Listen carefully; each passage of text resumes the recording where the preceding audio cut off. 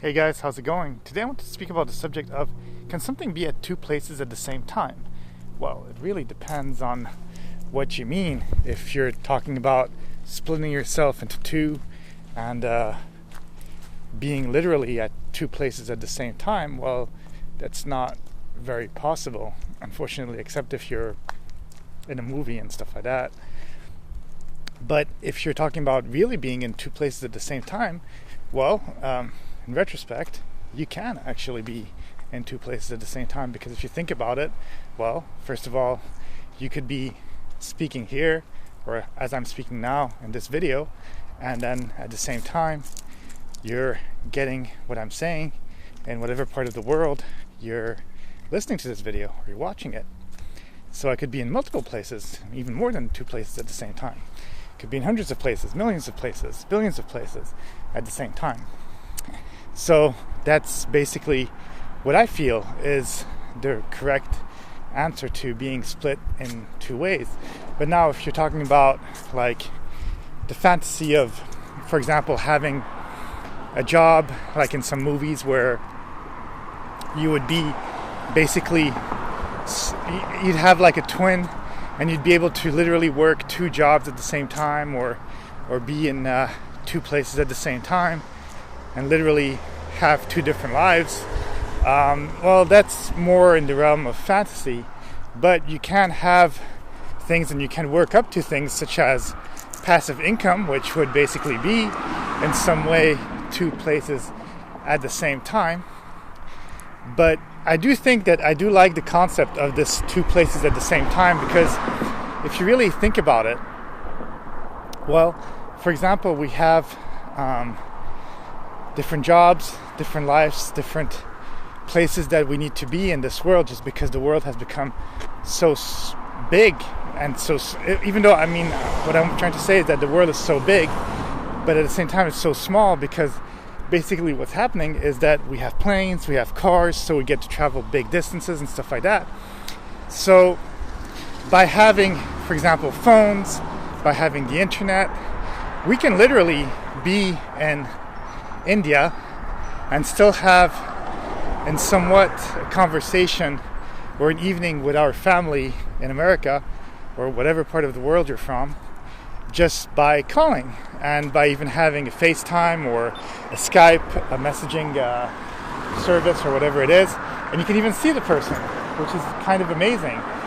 So literally you would be able to be in one place but speak in another place, and I think that that's also how messages are being given. I mean, obviously in our society we have things such as the news, such as, you know, how to say fake news, real news. We have marketing campaigns and all that stuff. So the people who created them, basically what's happening is that they are saying a message and then they're conveying it to the population, to the citizens, to the people living on this earth. And that's how we, for example, can select who's going to be the next president, or if it's going to be democratic, or whatever other kind of political campaign that you want to follow, you know.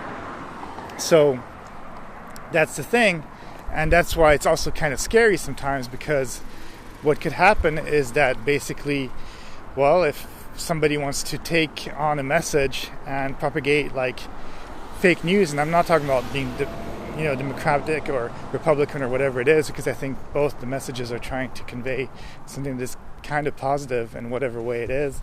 But I'm talking about people who would want to convey a message of hate, or a message of let's start a war, or a message of basically trying to change the world in such a purposeful way that it would be completely changed forever if people take onto it. And that's why, for example, we had stuff like Second World War, where the population took it to heart, whatever they were saying in their campaigns, and then wars like emerged basically from those conversations and stuff like that, and a lot of hate, and just people like followed, you know.